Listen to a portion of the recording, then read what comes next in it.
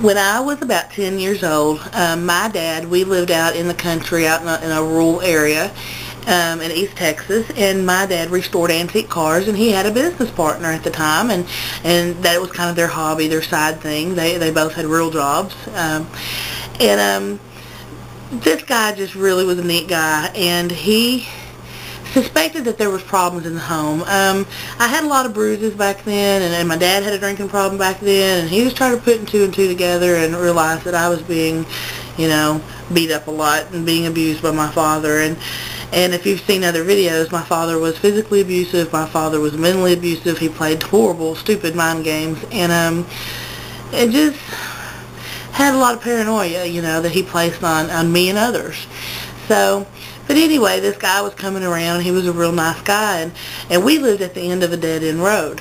And I asked him one day, I wanted to go to a friend's house that he had to pass on the way out to get back to the highway, leave. And I asked him, could I have a ride to so-and-so's house that's on your way by there? And he said, well, absolutely. Well, he was driving a pickup truck, and he said, you're going to have to ride in the back, and I'm in a hurry to get home. So when we get there, you're just going to have to jump out. I'm not going to take the time to stop. So I'm like, okay, whatever. So we get in the truck, and I'm in the back of the truck, and he's like, you're ready? And I'm like, yeah. And he's like, do you want the tailgate up? Do you want the tailgate down? What's easier for you? I said, well, put the tailgate down, And I'm taking him dead serious. And so we take off, and we're going down the road, and of course he's not going very fast because it's just a little country road. And we get up to the friend's house, and I'm thinking, oh, here it comes. Here it comes. I'm getting ready, and I'm getting on the edge of everything, and it's like, okay, gotta do it. And as soon as we get even, I bailed out of the back of that truck, and I skidded on my backside, pew, pew, pew, pew, all the way down the road and off into the ditch. I saw neighbors coming from every direction. He slammed on the brakes. And I mean, I was just tore up on my back because we had one of those white rock gravel roads. And I mean, I think I embedded every one of them in my backside for about 2 feet. And anyway, neighbors are all coming, and he slams on his brake, and he comes running over there, and he's like, why did you do that? Why did you do that? And I said, well, you told me I had to jump. So they get me all cleaned up and get me put back together, and he's going to ride me back to the house. And he's like, why did you do that, honey? Why did you do that? And I said, because you told me to. And long story short, that's when he realized how bad the abuse was in my home. That's when he realized that I would do what I was told to do, because if I didn't, there were consequences, and it was bad enough that I would jump out of the back of a truck. He was teasing. He was going to stop. I just knew it was time to go, and I bailed. But that's when he really, really stepped into my life, and he was just like, you've got to have a father figure. And I know he jumped all over my dad for how he was treating us, and he really stepped into my life, and he just felt so bad, I guess. He would come and get me on Sundays, and I'd go to church with him in Sunday school, him and his wife and his sons, and they would take me out to breakfast beforehand, and he would come around a lot. He wouldn't forget a birthday. He was there when I graduated high school, or well, not there, but he sent things, he sent cards. He knew, I was graduating. He was a part of that, even though it wasn't physical. And that was more than even my family had done.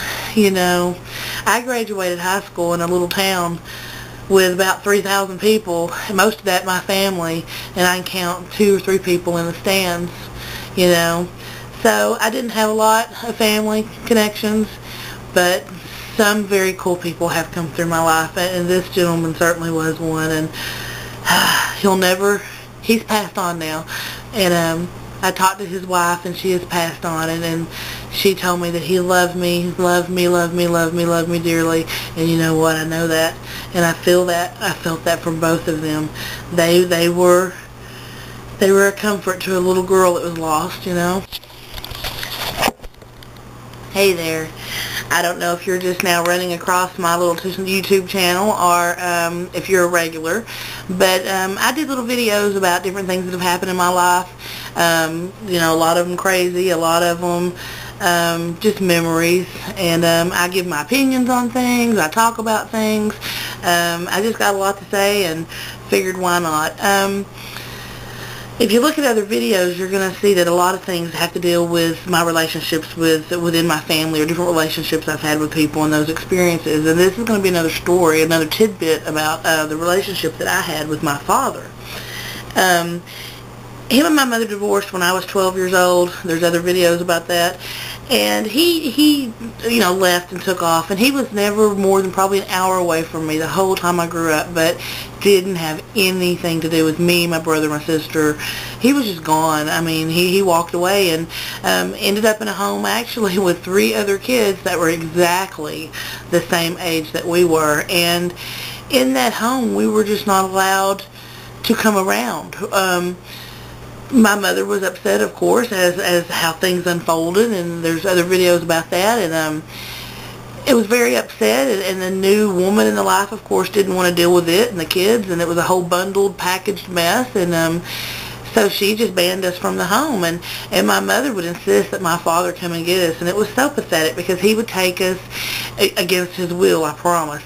He would take us, and he spent a lot of time at the VFW, and he would leave us sitting in the truck, and mind you, I'm 12, so that makes my brother and sister like 6 and 7, and we would go to the VFW, and we would stay outside in the truck, and mind you, he's not coming out at any reasonable hour. He is going to be in there till 2 and 3 o'clock in the morning until he closes the place down. And the people at the bar finally had caught on that, on the weekend visits, or when my dad had us, there were 3 kids sitting out in an El Camino, probably hungry and cold and, sleeping and whatever, and they started bringing out hot dogs, chips, a random Coke here and there, but it was crazy. I spent a good portion of my visitation with my father in the dark, sitting in a pickup truck outside of a VFW hall in East Texas. Another thing that he did is he would find random people to send us to dump us off on, because we were not allowed at the home. I probably went to that house 3 times, and I have explained that in other videos, but we just were not allowed in the home, and he would find random people to drop us off with.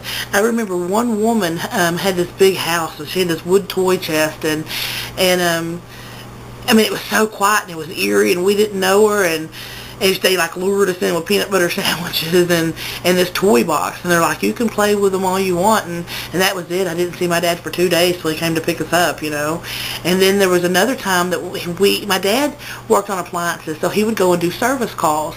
So there was one time that we were all with him having to go service call to service call. He didn't know what he was going to do with us.